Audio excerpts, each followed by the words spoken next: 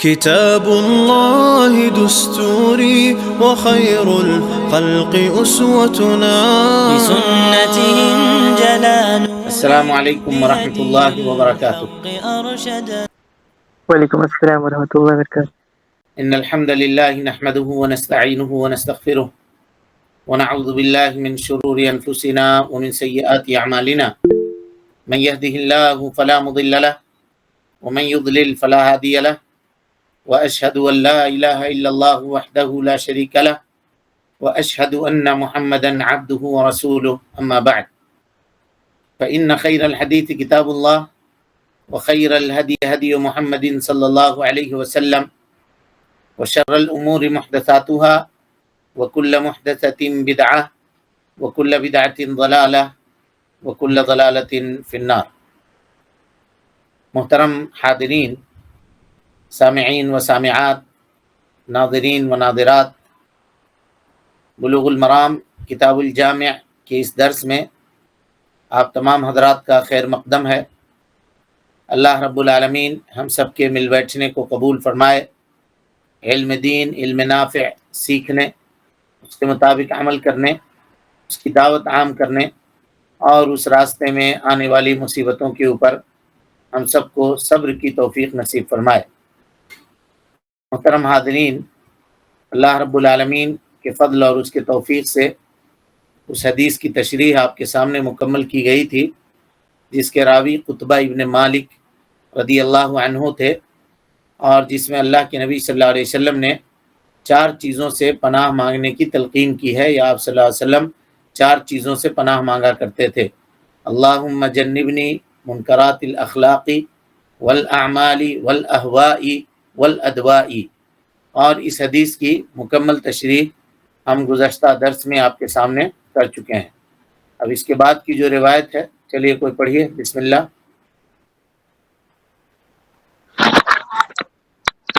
الحمد لله وحده والصلاة والسلام على من لا نبي بعد، أما بعد، فأعوذ بالله من الشيطان الرجيم، بسم الله الرحمن الرحيم۔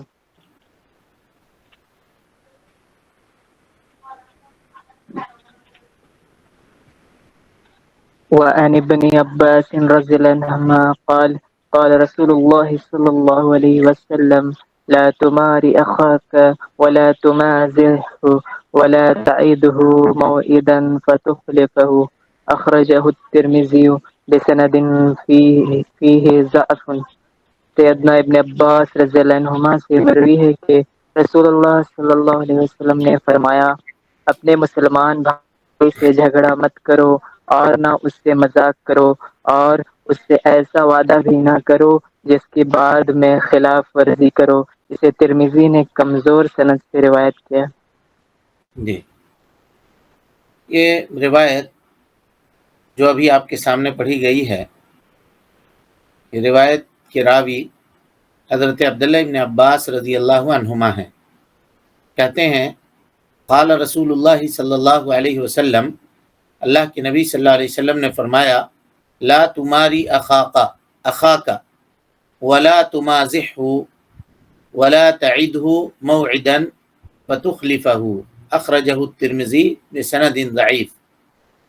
حضرت عبداللہ ابن عباس رضی اللہ عنہما روایت کرتے ہیں کہ رسول اللہ صلی اللہ علیہ وسلم نے فرمایا: اپنے بھائی سے جھگڑا نہ کرو، نہ اس کے ساتھ مذاق کرو، اور نہ اس سے ایسا وعدہ کرو کہ اس کی خلاف ورزی کی نوبت آئے یا اس کی خلاف ورزی تم کو کرنی پڑے۔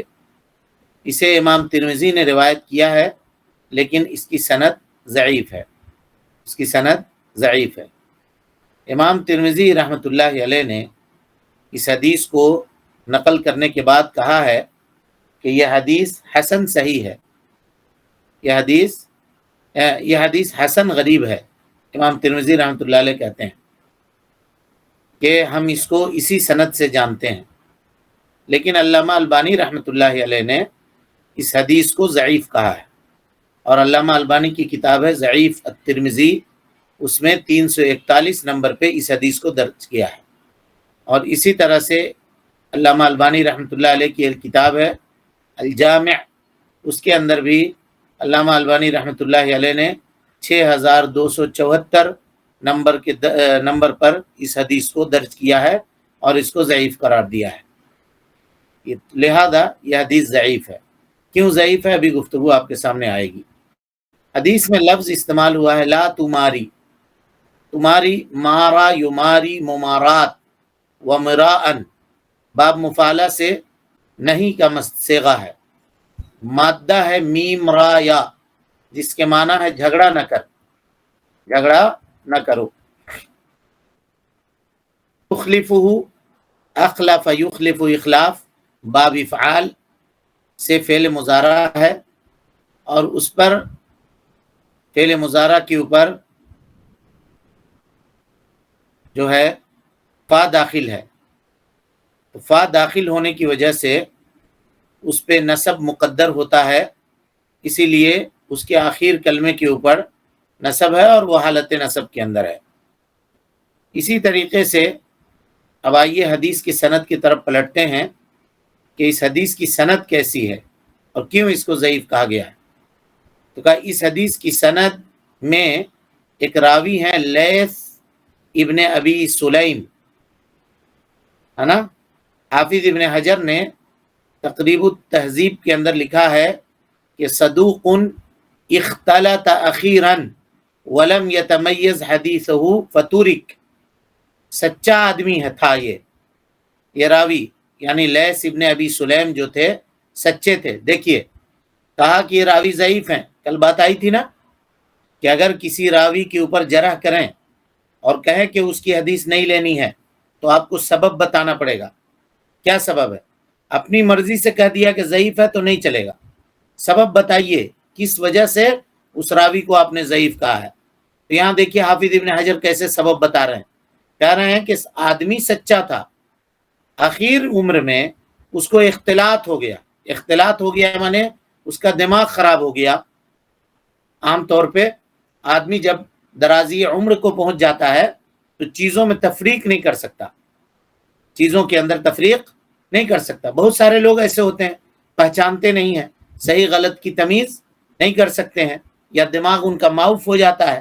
اللہ رب العالمین ہم سب کو اس سے بچائے، اور اسی لیے اللہ کے نبی صلی اللہ علیہ وسلم نے ارذل عمر سے پناہ طلب کی ہے جی، کہ وہ عمر کا وہ مقام جس میں آدمی دوسروں کا محتاج ہو جائے، اپنی ضرورتوں کو پورے طور پہ نہ کر سکے مکمل، تو کہا کہ اللہ رب العالمین اللہم انی نعوذ بک من الجبن واعوذ بک من البخل واعوذ بک من ارذل العمر واعوذ بک من فتنۃ الدنیا وعذاب القبر۔ یہ نبی صلی اللہ علیہ وسلم کی دعا ہے۔ آپ پناہ طلب کیا کرتے تھے ارذل عمر سے، یعنی عمر کے اس مقام پہ جانے سے جہاں انسان دوسروں کا محتاج ہو جائے۔ تو کہا آخر عمر میں ان کے دماغ کے اندر خرابی ہو گئی تھی اور ان کے حدیث کی تمیز نہ ہو سکی، اس لیے ان کو ترک کر دیا گیا، ان کی حدیثوں کو چھوڑ دیا گیا۔ امام ترمذی رحمۃ اللہ علیہ نے پھر اس کو حسن غریب کیوں کہا ہے، یہ سوال ہے۔ تو کہا غریب اس لیے کہا ہے کہ اس کی سند صرف ایک ہے، اور راوی کمزور ہونے کے باوجود حسن اس لیے کہا ہے کہ اس کے مفہوم کی تائید دوسری آیات اور احادیث سے ہوتی ہے، دوسری آیات اور احادیث سے اس حدیث کے مفہوم کی تائید ہوتی ہے، اس لیے حدیث کو حسن کہا، اور اس کے سند کو غریب کہا۔ غریب کہنے کی وجہ یہ ہے کہ یہی ایک طریقہ ہے سند کا جس سے یہ حدیث روایت کی جاتی ہے، اسی لیے علامہ البانی رحمۃ اللہ علیہ نے اس کے اوپر ضعف کا حکم لگایا۔ اور ضعف کا مدار کیا ہے؟ لیث ابن ابی سلیم ہے، لیث ابن ابی سلیم ہے۔ کیوں ہے؟ آخری عمر میں ان کو اختلاط ہو گیا تھا۔ ٹھیک ہے، اب سوال یہ ہے کیا ضعیف حدیث بیان کرنا درست ہے؟ ضعیف حدیث بیان کرنا درست ہے؟ عام طور پہ لوگ یہ سوال کرتے ہیں ضعیف حدیث ہے، ہاں تو پھر اس کو امام ترمذی نے کیوں نقل کیا؟ اس کو نقل ہی نہیں کرنا چاہیے تھا، اس کو ہٹا دینا چاہیے تھا۔ تو یہاں پہ ایک ذرا علمی نقطہ سمجھ لیجیے آپ لوگ، بحیثیت مومن اور بحیثیت اہل الحدیث ہم سب کا اس بات کے اوپر پختہ ایمان ہے کہ دواوین سنت کے، دواوین سنت مانے سنت کے جتنے دفتر ہیں، جتنی کتابیں ہیں، ان تمام کتابوں سے تمام ضعیف روایتوں کو ایک بار نکال کر کے الگ کر دیا جائے، تب بھی اللہ کے نبی صلی اللہ علیہ وسلم کے دین میں کوئی کمی نہیں واقع ہوگی۔ یہ ایک دم ایمان رکھیے پختہ اور مضبوط، بحیثیت مومن اور بحیثیت اہل الحدیث۔ تمام ضعیف روایتوں کو ایک رات میں نکال کے باہر کر دیا جائے، تب بھی نبی کے دین میں کوئی کمی واقع نہیں ہوگا۔ کیوں نہیں واقع ہوگا؟ کہا نبی صلی اللہ علیہ وسلم کا دین ان ضعیف حدیثوں سے پہلے مکمل ہو چکا تھا۔ ضعیف حدیثیں بعد کی پیداوار ہیں، اور پھر وہ کیسے ہوئی وہ پھر ایک الگ موضوع ہے، جو اصول حدیث وغیرہ میں اس کو آپ پڑھیے گا، یا پھر کبھی موقع ملا تو اصول حدیث کی کوئی کتاب ہم آپ کو پڑھائیں گے ضرور انشاءاللہ۔ اگر اللہ رب العالمین نے عمر میں وفا کی اور صحت میں اور وقت میں برکت ہوئی تو انشاءاللہ ہم کبھی لے کر پھر بیٹھیں گے جس میں اصول حدیث بھی آپ کو پڑھائیں۔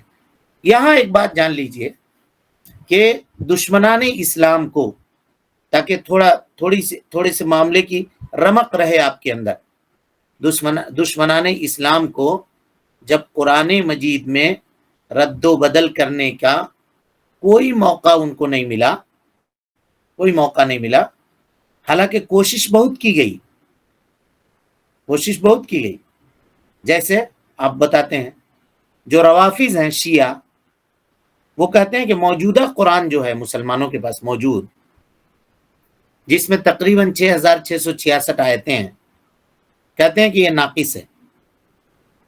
یہ کیا ہے؟ ناقص ہے۔ اور اسی کے صدر کا ابھی چند دنوں پہلے ہیلی کاپٹر حادثے میں موت ہوئی اس کی، تو پوری دنیا واویلا مچا رہی تھی کہ تم کیا کہہ رہے ہو، کیا نہیں کہہ رہے ہو، سمجھ رہے ہیں؟ سمپیتھی لوگ جتا رہے تھے۔ بہرحال وہ کہتے یہ ہیں، ان کا عقیدہ یہ ہے کہ جو قرآن موجودہ مسلمانوں کے پاس موجود ہے نا، 6666 آیتوں والی کم و بیش جو ہم لوگ پڑھتے ہیں، کہا یہ مکمل نہیں ہے، یہ ناقص ہے۔ ان کی کتاب ہے، اور اس کتاب کے اندر انہوں نے لکھا ہے اس کو الکافی، اس کتاب کے اندر یہ لکھا گیا ہے۔ کہا کہ پھر مکمل قرآن کہاں ہے؟ کہا مکمل قرآن ہمارے 12ویں امام کے پاس ہے، جس میں کتنی آیتیں ہیں؟ تو کہا 17,000 آیتیں ہیں اس میں، 6666 نہیں، کتنی؟ 17,000 آیتیں ہیں جو ہمارے امام کے پاس ہے وہ قرآن، اور آخری زمانے میں وہ لے کر کے آویں گے قرآن مجید کا وہ نسخہ، والعیاذ باللہ۔ یہاں اللہ تعالیٰ کہہ رہا ہے اِنَّا نَحْنُ نَزَّلْنَا الذِّكْرَ وَإِنَّا لَهُ لَحَافِظُونَ، ہم نے اس کتاب کو نازل کیا، ہم ہی اس کی حفاظت کریں گے۔ تو یہ کہہ رہے ہیں کہ نہیں، ہر معاملے میں ان کا یہی معاملہ ہے، اور لوگ ان کو بڑی سمپیتھی کے ساتھ دیکھتے ہیں، خاص کر کے یہ اخوانیت کا طبقہ جو ہے وہ ان کے ساتھ بڑی ہمدردی رکھتا ہے، کیونکہ وہ انہی کا کشید ہے، انہی کا نچوڑ ہے۔ جو عقیدہ وہاں ہے وہ عقیدہ یہاں ہے۔ ان کے بڑے لکھتے ہیں کہ زمانے جاہلیت کی ابتدا حضرت عثمان غنی رضی اللہ تعالیٰ عنہ کے زمانے سے ہو گئی تھی، والعیاذ باللہ۔ اب غور کیجئے کتنی بڑی بات کر رہے ہیں وہ۔ راکھ کے اندر چھپی ہوئی چنگاری کو لوگ نہیں دیکھتے، ظاہری چیز کو لے کر کے دوڑ جاتے ہیں۔ سامنے چیز نظر آ رہی ہے، میڈیکل کیمپ ہے، اور جو ہے رفاہ عامہ کے کام ہیں، اور خدمت خلق کا جذبہ ہے، چلو بہت اچھی بات ہے، یہ قابل قبول ہے۔ صحابہ کرام پہ اعتراض کرنا اور ان کے شخصیت کو ڈیمیج قرار دینا، یہ انہی سے سیکھا ہے ان لوگوں نے۔ یہ اخوانیت کا جو ٹولہ ہے پورا انہی سے سیکھا ہے، بلکہ اخوانیت یہ ونگ ہے روافظ کا، اور اس لیے دیکھیے گا دونوں میں خوب دوستی ہے، دونوں میں خوب جمتے مل بیٹھتے ہیں جب، تو خوب دونوں کا جمتا ہے معاملہ، سمجھ رہے ہیں؟ تو میں یہ کہنا یہ چاہ رہا تھا کہ روافظ میں جب آئے تفہیمات میں، مولانا مودودی رحمۃ اللہ علیہ نے لکھا، کیا لکھا؟ کہا کہ قرآن مجید کے اکثر اصول تبدیل کر دیے گئے تھے، ہم نے اس کی اصلاحات کی ہیں۔ اب بتائیے 1400 سال سے لوگ قرآن مجید کو نہیں سمجھ رہے تھے، جو بات آ کر کے مودودی صاحب کو سمجھ میں آئی۔ ایک بات، انہوں نے ڈائریکٹ حملہ تو نہیں کیا، لیکن اس میں شکوک و شبہات پیدا کرنے کی قرآن مجید کی 4 بنیادی اصطلاحیں ان کی کتاب ہے۔ اس کتاب کے اندر واضح انہوں نے لکھا کہ لوگ اس کے سمجھنے میں غلطی کر رہے تھے، اس کی وضاحت ہم نے کی ہے۔ یعنی آج سے پہلے قرون اولا مفضلہ جو گزر چکے، جن کے بارے میں پیارے مصطفیٰ نے کہا تھا خیر القرون قرنی ثم الذین یلونہم ثم الذین یلونہم، انہوں نے قرآن کو نہیں سمجھا، اور ایک وہ آدمی جس کا عربی تخصص بھی نہیں تھا، جو عربی جانتے بھی نہیں تھے، وہ قرآن مجید کی وہ تعبیر کر رہے ہیں جو انہوں نے نہیں سمجھا۔ صحابہ کے بارے میں کہنا، ام المومنین حضرت عائشہ اور ام المومنین حضرت حفصہ رضی اللہ عنہ کے بارے میں انہوں نے ہی کہا۔ کیا کہا؟ یہی اخوانیوں نے، مودودی نے کہا کہ یہ دونوں منہ کی بہت زور تھی، منہ زور تھی، سمجھ رہے ہیں؟ اور ادھر روافظ نے کیا الزام لگایا؟ ام المومنین کے اوپر یہ الزام لگایا والعیاذ باللہ، بدکاری کی تہمت لگائی، جبکہ اللہ رب العالمین نے 7 آسمان سے ام المومنین کی برات کی آیتیں نازل کر دی۔ باوجود اس کے وہ آج تک وہ کہتے ہیں، بلکہ وہ یہاں تک کہتے ہیں کہ جب ان کا 12واں امام مہدی نکل کر کے آوے گا تو والعیاذ باللہ، یہ کہنے سے پہلے زبان کانپتی ہے ہم سب کی، کہا حضرت ابوبکر صدیق کو، حضرت عمر ابن خطاب کو اور ام المومنین حضرت عائشہ صدیقہ رضی اللہ عنہ کو قبر سے نکال کر کے یہ لوگ سولی دیں گے اور ان کے اوپر والعیاذ باللہ بدکاری کی حد نافذ کریں گے۔ یہ عقیدہ ہے ان کا، اور آج ان کے چکنی چپڑی چیزوں کے اوپر، ان کے ملمہ سازی کے اوپر لوگ فدا ہیں۔ بہرحال، تو کہنے کا مطلب یہ تھا کہ جب ان لوگوں کو قرآن مجید کے اندر اپنی جولان گاہ بنانے کا ان کو ذریعہ نہ ملا، کیونکہ یہ وہ کتاب ہے جس کو اللہ تعالیٰ نے سینوں میں محفوظ کیا تھا، ہاں، اور اس کے ایک ایک حرف کی نگرانی کی ذمہ داری رب العالمین نے لی تھی خود، تو یہاں ان کا بس نہیں چلا بالکل بھی۔ تو ان لوگوں نے حدیث مصطفیٰ کو اپنا جولان گاہ بنایا۔ کوئی یہودی مسلمان اس لیے ہوتا، بلکہ مسلمان بھی نہیں ہوتا، اسلامی لبادہ اور چولا اوڑھتا تھا، اور مسلمانوں میں شروع سے یہ چیز رہی ہے، شروع سے، کہ ان کو دین کے نام پہ ٹھگنا بہت آسان ہے۔ دین کے نام پہ کوئی بھی چولا اور لبادہ بدل کر کے آ گیا اور آ کر کے اس نے کوئی بھی دعویٰ کر دیا، بغیر سوچے سمجھے لوگ اس کے پیچھے دوڑ جاتے ہیں، بغیر سوچے سمجھے۔ ابھی یہ فتنہ آیا شکیل بن حنیف کا، دیکھیے اس کے فالوورز کتنے ہو گئے، حالانکہ کیا ہے اس شخص کے اندر ہمیں سمجھ میں نہیں آتا، دیکھنے میں وہ آدمی اچھا نہیں لگتا، چل جائے کہ اس کے عقائد پہ اور اس کے نظریات کے اوپر گفتگو کی جائے۔ علم کی کمی ہے، علماء سے دوری ہے، اور یہ لوگ جب آتے ہیں تو سب سے پہلا حملہ علماء پہ ہی کرتے ہیں۔ قادیانی آیا، غلام احمد، مرزا غلام احمد، اس نے علماء کے اوپر سب سے پہلے حملہ کیا، اور عوام اور علماء کا جو رشتہ ہے اس کو کاٹنے کی کوشش کی۔ ابھی بھی جو یہ نت نئے فتنے پیدا ہو رہے ہیں یہاں بھی اور پڑوس میں، وہ لوگ بھی یہی کہتے ہیں کہ علماء کو نہ سنو، اب ہم کو سنو، علماء کو نہ سنو، بلکہ ان لوگوں نے یہ یہاں تک کہہ دیا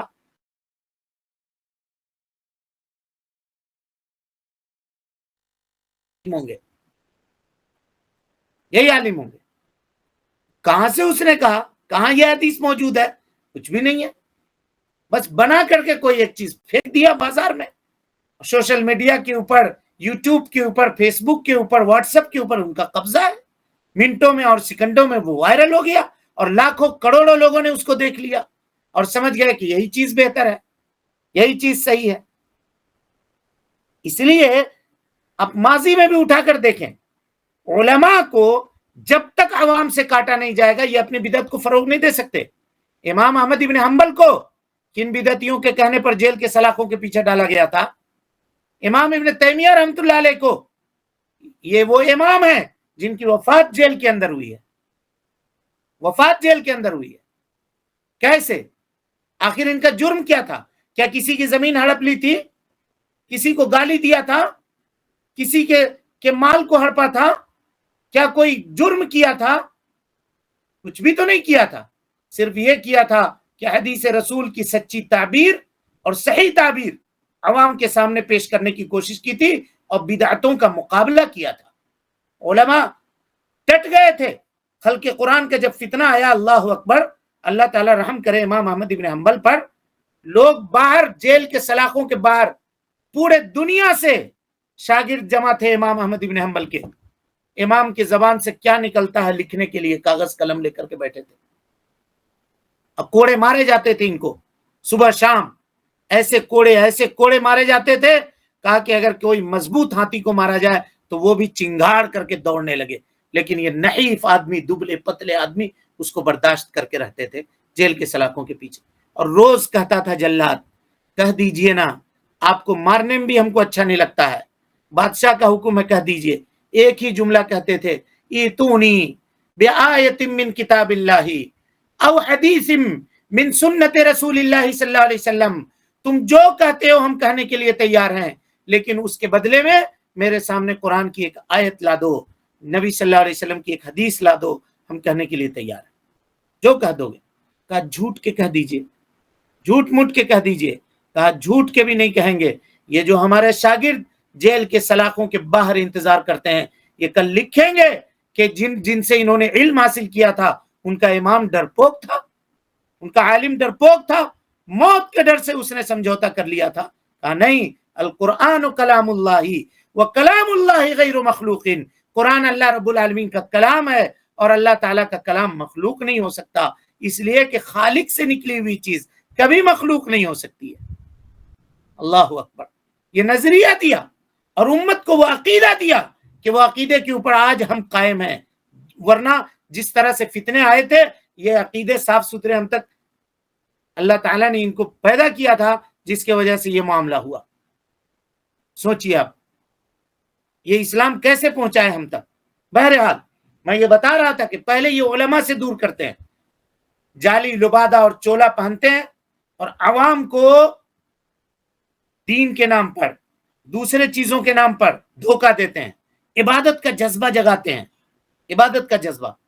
کیسا جذبہ جگاتے ہیں کہ اپنی ہر جائز اور ناجائز بات کو حدیث رسول کا جامع پہنا دیتے ہیں۔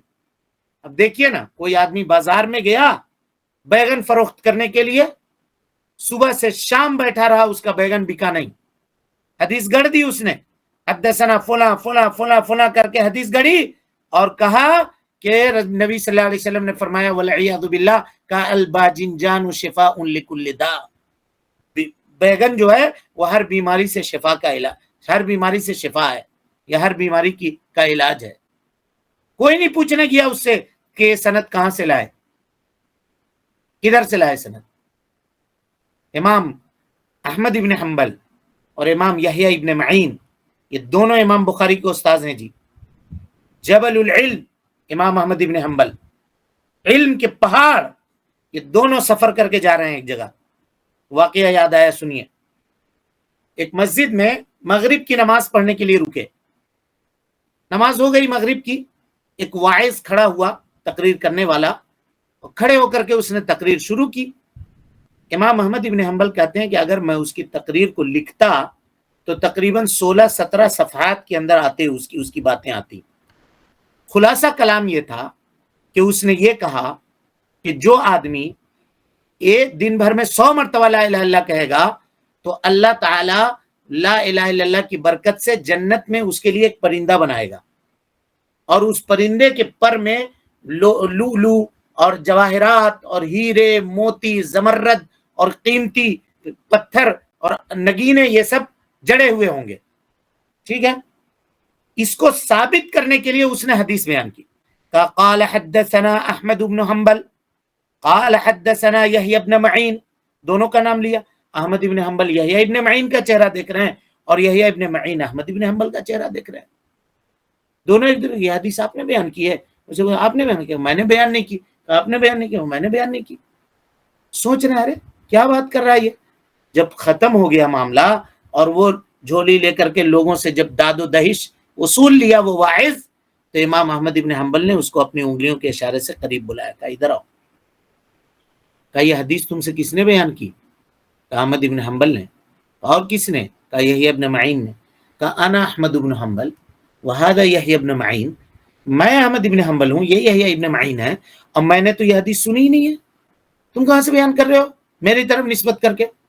کیا بولا دیکھیے, کہا کہ آج تک میں سمجھتا تھا کہ امام احمد ابن حنبل بے وقوف ہے, لیکن آج مجھ کو پختہ یقین ہو گیا کہ تم واقعی بے وقوف ہو. منہ پر کہہ رہا ہے, دیکھیے کیسے. کہا تم کیا احمد ابن حنبل اور یحییٰ ابن معین بنتے ہو, تمہارے جیسے ایسے 17 احمد ابن حنبل اور یحییٰ ابن معین ہم اپنے گھر میں رکھتے ہیں اور ان سے حدیثیں گڑھ کر کے بیان کرتے ہیں. بہت آئے حدیث بتانے والے اور سمجھانے والے. یہ کہہ کر کے مذاق اڑاتے ہوئے چلا گیا. یہ وہ زمانہ تھا جب ایک سنی شخص عبداللہ ابن مبارک کے پاس جا کر کے رونے لگا اور کہا کہ عبداللہ ابن مبارک, حدیثوں کو جانچ پھٹک کر کے لیجئے گا. ہم میں کا کوئی آدمی جب اپنے پالے میں ہوا کرتا تھا تو ہم اپنے ہر صحیح ضعیف حدیثوں کو, صحیح غلط بات کو نبی صلی اللہ علیہ وسلم کے قول کا جامہ پہنا دیا کرتے تھے. عبداللہ ابن مبارک نے کہا تھا ڈرنے کی بات نہیں ہے, یعیش کالإحابہ, ہمارے پاس علم حدیث کے شناور موجود ہیں, وہ غوطہ خور موجود ہیں جو سمندر کی گہرائی میں ڈوب کر کے وہاں سے ہیرا نکال کر کے لے آویں گے, ضعیف حدیثوں کا تارپوت بکھیر کے رکھ دیں گے. تم کیا سمجھتے ہو یہ وہ دین ہے جس کی حفاظت کی ذمہ داری اللہ نے لی ہے؟ قیامت تک مکاروں کی مکاریاں اور فریب کاروں کی فریبکاریاں اس دین کا کچھ نہ بگاڑ سکے گی. لا تزال طائفة من امتی ظاہرین علی الحق لا يضرهم من خالفهم حتى یاتی امر اللہ. نبی صلی اللہ علیہ وسلم نے کہا تھا کہ قیامت تک میری امت کا ایک گروہ حق بات کے اوپر قائم رہے گا. حق پر کیسے قائم رہے گا؟ حدیثیں باقی رہیں گی, اللہ کا قرآن باقی رہے گا, تب وہ حق پر قائم رہے گا. چاہے یہ مخالف چاہے جتنی مخالفت کر لیں اور جتنا کچھ کر لیں, یہ کچھ بھی نہیں بگاڑ سکتے, کچھ بھی نہیں بگاڑ سکتے. وَإِن تَصْبِرُوا وَتَتَّقُوا, اللہ نے کہا تم صبر کرو, تقوی اختیار کرو. لا يَضُرُّكُمْ كَيْدُهُمْ شَيْئًا, ان کے مکاریاں ان کی فریبکاریاں تمہارا کچھ بھی نہیں بگاڑ سکتی, جتنا جو کچھ کر لیں. چنانچہ ایسے اس دور میں منہج سیکھنا, منہج جاننا, منہج کی تعلیم حاصل کرنا سب سے زیادہ ضروری ہے. کھانا پینا آدمی کم کھائے لیکن منہج سیکھے, منہج سیکھے. اگر منہج نہیں ہے تو سمجھیے کچھ بھی نہیں ہے آپ کے پاس, صفر ہیں آپ, صفر ہیں.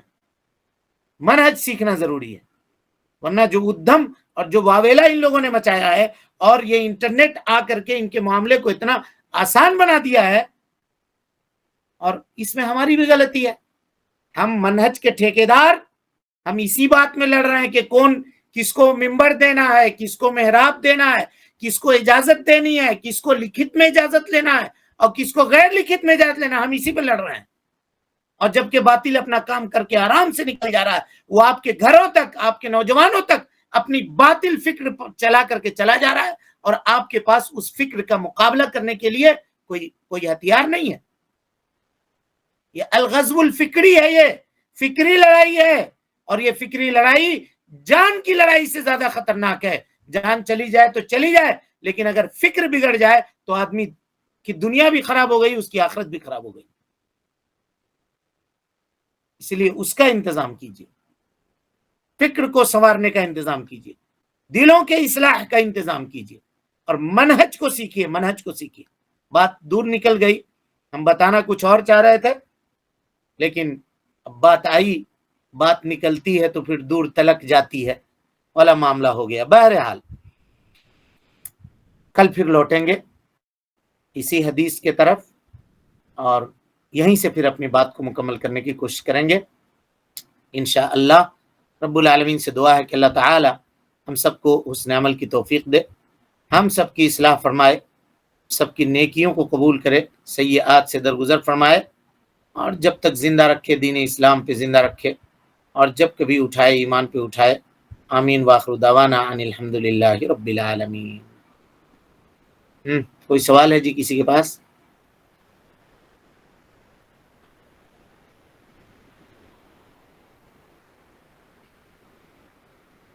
اس کا ابتدا شیخ عبداللہ بن سبا کے وقت سے ہی ہو گیا تھا کیا؟ کیا چیز؟ جو اس کا ان لوگوں کا ابتدا کیا عثمان غنی رضی اللہ عنہ کا ٹائم سے جو عبداللہ بن سبا تھا وہی تھا کیا؟ ہاں وہیں سے، اسی نے ہی آل بیت کے محبت کا دعویٰ کیا اور ان کے تعلق سے حدیثیں گڑھ کر کے پیش کرنا شروع کیا۔ جی یہ لوگ دیکھیے، یہ کسی بھی چیز میں ملمہ سازی کرتے ہیں، اصل کچھ اور ہوتا ہے، لبادہ کچھ اور اڑاتے ہیں۔ وہ کہتے ہیں ہم آل بیت سے محبت کرتے ہیں، ٹھیک ہے، ٹھیک ہے کہ نہیں؟ آل بیت سے محبت۔ ذرا یہ بتائیے، آل بیت میں حسن بھی ہیں حسین بھی ہیں، ہے یا نہیں ہے؟ جی دونوں نواسے ہیں، بلکہ حضرت حسن رضی اللہ تعالیٰ عنہ کا مرتبہ حضرت حسین رضی اللہ تعالیٰ عنہ کے مرتبے سے بڑا ہے۔ وہ بڑے بھائی تھے، وہ بڑے بھائی تھے حضرت حسن، لیکن یہ کبھی بھی یا حسن نہیں بولے گا یا حسین نہیں بولے گا۔ سوچئے گا کیوں بولتا ہے یہ، جانتے ہیں آپ؟ حضرت عمر ابن خطاب رضی اللہ تعالیٰ عنہ کے زمانے میں، سنیے دیکھیے، یہ دعویٰ تو کرتے ہیں آل بیت ہونے کا یا آل بیت سے محبت کا، لیکن یہ صرف ڈھونگ ہے۔ حضرت عمر اور حضرت عمر سے اتنی دشمنی کیوں ہے جانتے ہیں؟ اس لیے کہ حضرت عمر نے ان کے راس المسقط راس میں سیندھ لگا دی تھی۔ ایران کو فتح انہوں نے ہی کیا تھا، حضرت عمر نے، اسی لیے اتنی دشمنی ہے۔ خانہ کعبہ میں اور مسجد نبوی میں جس دروازے کا نام باب عمر ہے، وہاں سے یہ لوگ گزرتے تک نہیں ہیں، اتنی نفرت ہے۔ اسی لیے کہا تھا ہمارے استاد نے مسجد نبوی کے کہ بھائی اللہ تعالیٰ رحم کرے، اللہ تعالیٰ رحم کرے حضرت عمر کے اوپر، کہ ان کے زندگی میں بھی شیطان ان کے قریب نہ جاتا تھا اور ان کے موت کے بعد بھی شیطان ان کے قریب نہ جاتا ہے، کہا تھا۔ اتنا موفق آدمی تھے یہ۔ دیکھیے بات نکل، یعنی ہم کیا آپ کے سامنے رکھیں اور کیا نہ رکھیں، ایسا ابل رہی ہے باتیں۔ کہا کہ جب ام المومنین پہ تہمت لگی نا، تو عمر ابن خطاب کو علم ہوا اس کا، تو حضرت عمر ابن خطاب رضی اللہ تعالیٰ عنہ نبی صلی اللہ علیہ وسلم کے پاس گئے اور کہا کہ اللہ کے نبی صلی اللہ علیہ وسلم ذرا یہ بتائیے نا، ام المومنین سے آپ کا نکاح کس نے کیا ہے؟ اللہ نے کیا نا۔ کہاں؟ آپ کو حضرت جبرائیل امین نے ریشم کے کپڑے میں لپیٹ کر کے ام المومنین کو دکھایا تھا نا۔ کہاں؟ تو اللہ نے منتخب کیا ہے نا اس خاتون کو آپ کے لیے۔ کہاں؟ تو وہ اللہ جو آپ کے بستر کے اوپر مکھی تک بیٹھنے نہیں دیتا ہے، وہ آپ کو ایسے خاتون سے آپ کا نکاح کروا دے گا؟ ہاں، سبحانک ھذا بہتان عظیم۔ حضرت عمر نے کہا تھا قسم اللہ کی، اللہ رب العالمین پاک ہے، یہ بہتان ہے، کھلم کھلا بہتان ہے۔ اللہ کو ان کا یہ عمل اس قدر پسند آیا کہ قرآن کی جو آیت نازل ہوئی وہ حضرت عمر کے زبان پہ نازل ہوئی، اللہ نے بھی وہی جملہ کہا، سبحانک ھذا بہتان عظیم۔ سمجھ رہے؟ یہ وہ عمر ہے۔ اور جس عثمان غنی کی بات کر رہے ہیں نا، ان کے وفات کے اوپر جب صحابہ کرام نے بیعت رضوان کیا تو 1400 صحابہ کرام کو اللہ رب العالمین نے جنت دینے کا وعدہ کیا جی۔ کس لیے؟ اس لیے کہ حضرت عثمان کا جو خبر پھیلی تھی ان کے تعلق سے کہ ان کو مشرکوں نے قتل کر دیا ہے، مار دیا ہے، نبی صلی اللہ علیہ وسلم نے بیعت لیا تھا کہ ہم عثمان کا خون کا بدلہ لیں گے، تم لوگ بیعت کرتے ہو؟ کہاں اللہ کے رسول بیعت کرتے ہیں؟ درخت کے نیچے بیٹھ کر کے بیعت کیا، آیت نازل ہوئی لقد رضی اللہ عن المؤمنین اذ یبایعونک تحت الشجر۔ اے اللہ کے نبی صلی اللہ علیہ وسلم، ان مومنوں سے اللہ راضی ہو گیا جو آپ سے درخت کے نیچے بیٹھ کر کے بیعت کر رہے تھے۔ کس کے نام سے بیعت چل رہی تھی؟ حضرت عثمان کے نام سے بیعت چل رہی تھی۔ ان کو قتل کیا کرنے کا افواہ اڑائی گئی تھی یا آئی تھی افواہ، ان کے بارے میں کہتے ہیں کہ وہ اقربا پروری کرتے تھے، ان کے بارے میں کہتے ہیں کہ ان کو سیاست کرنی نہیں آتی تھی، ان کے بارے میں کہتے ہیں کہ وہ یوں کرتے تھے، وہ یوں کرتے تھے، ان کو باغیوں کو کنٹرول کرنا نہیں آیا، آپ کو خوب کرنا آیا۔ 1400 سال کے بعد آپ دین سمجھ گئے، ان کو دین نہیں سمجھ میں آیا۔ جس سے نبی نے حیا کی ہو، جس سے اللہ نے حیا کی ہو، تم کو حیا نہیں آتی ہے اس سے، بے حیا بنتے ہو اور ان کے بارے میں ایسے بولتے ہو۔ تم اپنے باپ کے بارے میں وہ بات نہیں سن سکتے ہو، ہم حضرت عثمان کے بارے میں سن کر کے کیسے چپ رہے ہیں؟ تمہاری ماں کے بارے میں کوئی اگر کہے کہ تمہاری ماں تمہارے باپ سے لڑتی ہے، آپ برداشت کر لیجئے گا؟ ام المومنین کے بارے میں کہتی ہیں کہ ام المومنین نبی صلی اللہ علیہ وسلم سے لڑائی کرتی تھی، ایک مومن کیسے برداشت کر جاتا ہے؟ کیسے کہتا ہے کہ وہ ہمارے بھائی ہیں؟ منہج سیکھیے، منہج جانیے ہے کیا اصل، ان کی درپردہ چیزوں کے پیچھے ہے کیا چیز۔ بہرحال تو بات یہ چل رہی تھی کہ جب حضرت عمر کے زمانے میں ایران فتح ہوا تو ایران کا آخری بادشاہ تھا فیروز یزدجر نام تھا اس کا۔ اس کی 3 بیٹیاں تھیں، وہ 3 بیٹیاں پکڑ کر کے لائی گئیں۔ کہاں لائی گئی پکڑ کر کے؟ مدینہ۔ تو حضرت عمر ابن خطاب رضی اللہ تعالیٰ عنہ نے ایک بچی کو دیا عبد الرحمن ابن ابی بکر کو، اور ایک کو دیا سالم بن عبداللہ ابن عمر کو، نہیں عبداللہ ابن عمر کو ایک دیا اپنے بیٹے کو، اور ایک حضرت ابوبکر صدیق رضی اللہ تعالیٰ عنہ کے بیٹے کو دیا، یہ 2، اور تیسرا حضرت حسین رضی اللہ تعالیٰ عنہ کو دیا۔ سمجھ رہے ہیں؟ حضرت حسین کو جو بچی ملی تھی انہی سے ہیں یہ علی زین العابدین اور یہ پوری نسل۔ تو کہتے ہیں ان کا 12واں امام جو آئے گا وہ انہی کے نسل سے ملے گا، انہی کے نسل سے آئے گا، وہ یہ کہتے ہیں۔ سمجھ رہے ہیں؟ انہی کے نسل سے آئے گا۔ اور بقیہ جو یہ 2 ہیں تو ان کی پھر الگ تاریخ ہے۔ سالم جس کو عبداللہ ابن عمر کو دیا تھا تو ان سے سالم ابن عبداللہ ابن عمر پیدا ہوئے جو بڑے فقیہ ہوئے بعد میں چل کر کے۔ بہرحال تو یہ الگ قصہ ہے، یہ محبت آل بیت نہیں ہے، یہ محبت آل ایران ہے، وہاں کی محبت کا دعویٰ کرتے ہیں، اور انہی کے کوکھ سے نکلی ہوئی یہ تنظیم ہے جو ملمہ سازی کر کے دین کو پیش کر کے لوگوں کو آج سب سے زیادہ سلفیت کو اور اس کے نوجوانوں کو اپنے نرغے میں لینے کی کوشش کر رہی ہے، کھلم کھلا چیزوں کو بتا کے۔ اور اگر یہ چیز آپ بتا دیجئے لوگوں کے سامنے تو دوسرا تو آپ کے اوپر اعتراض کرے گا بعد میں، پہلے اپنے ہی اعتراض کرنے کے لیے کھڑے ہو جائیں گے کہ کیا بول رہا ہے، اس کو اسپیس نہیں مل رہا لگتا ہے، اس وجہ سے یہ بول رہا ہے۔ منہج ہے، منہج، اس کو جانیے، اس کو سیکھیے، اس کو سمجھیے، یہی وہ قیمتی سرمایہ ہے، یہی وہ قیمتی سرمایہ ہے جو کل نجات کے لیے ہمارے لیے کافی ہوگا انشاءاللہ۔ اور ہم کو اس بات کے اوپر اللہ کا جتنا شکریہ ادا کیجئے کہ وہ دین صحیح شکل میں اگر کسی کے پاس موجود ہے تو وہ اہل الحدیث کے پاس موجود ہے، سلفیوں کے پاس موجود ہے، بالکل ویسا ہی دین جیسا صحابہ کرام رضوان اللہ علیہم اجمعین کے زمانے میں تھا، اور جیسا انہوں نے اللہ کے نبی جناب محمد رسول اللہ صلی اللہ علیہ وسلم سے سیکھا تھا۔ باقی سب نے اپنے معاملات کو گدلا کر لیا، دھیرے دھیرے اس میں مکسنگ ہوتی چلی گئی۔